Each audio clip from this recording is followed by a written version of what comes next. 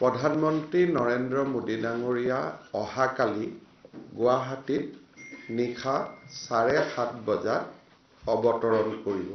নিশাটো তেখেতে আমাৰ ৰাজ্যিক অতিথিশালাত কটাব আৰু কালি নিশা তেখেতৰ চৰকাৰী কাৰ্যসূচী নাই যদিও ভাৰতীয় জনতা পাৰ্টিৰ যিটো কোৰ কমিটি, ৰাজ্যিক কোৰ কমিটি, সেই কোৰ কমিটিৰ সৈতে তেখেতে এটা আলোচনাত মিলিত হ'ব আৰু তাৰ পিছত নিশা তেওঁ ৰাজ্যিক অতিথিশালাত কটাব। তেখেতৰ যিটো প্ৰধান চৰকাৰী কাৰ্যসূচী আছে, সেই চৰকাৰী কাৰ্যসূচী দিনৰ 11:30 বজাত গুৱাহাটীৰ খানাপাৰা খেলপথাৰত, ভেটেনাৰী খেলপথাৰত তেখেতে অসমবাসী ৰাইজক সম্বোধন কৰিব আৰু ৰাজ্য চৰকাৰ আৰু কেন্দ্ৰীয় চৰকাৰৰ কেইবাটাও প্ৰকল্পৰ শুভ উদ্বোধন কৰিব। প্ৰধানমন্ত্ৰী নৰেন্দ্ৰ মোদী ডাঙৰীয়া অহাকালি গুৱাহাটীত নিশা 7:30 বজাত অৱতৰণ কৰিব।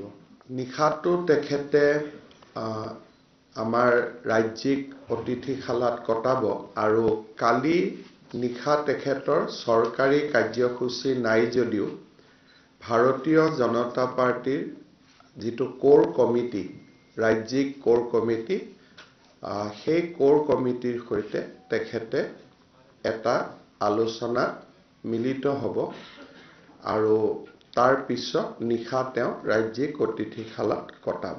তেখেতৰ যিটো প্ৰধান চৰকাৰী কাৰ্যসূচী আছে, সেই চৰকাৰী কাৰ্যসূচী দিনৰ 11:30 বজাত গুৱাহাটীৰ খানাপাৰা খেলপথাৰত, ভেটেনাৰী খেলপথাৰত তেখেতে অসমবাসী ৰাইজক সম্বোধন কৰিব আৰু ৰাজ্য চৰকাৰ আৰু কেন্দ্ৰীয় চৰকাৰৰ কেইবাটাও প্ৰকল্পৰ শুভ উদ্বোধন কৰিব।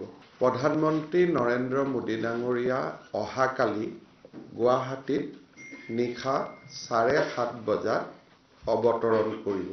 নিশাটো তেখেতে আমাৰ ৰাজ্যিক অতিথিশালাত কটাব আৰু কালি নিশা তেখেতৰ চৰকাৰী কাৰ্যসূচী নাই যদিও ভাৰতীয় জনতা পাৰ্টিৰ যিটো কোৰ কমিটি, ৰাজ্যিক কোৰ কমিটি, সেই কোৰ কমিটিৰ সৈতে তেখেতে এটা আলোচনাত মিলিত হ'ব আৰু তাৰ পিছত নিশা তেওঁ ৰাজ্যিক অতিথিশালাত কটাব।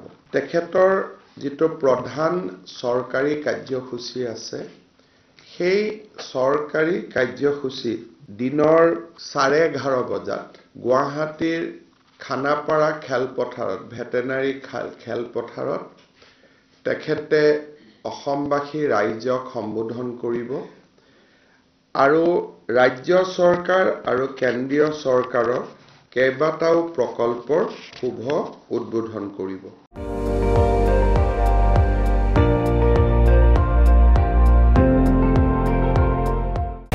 আপুনি চাই আছে ND24, সৰ্বশ্ৰেষ্ঠ নহয়, সৰ্বোত্তমৰ দৌৰ।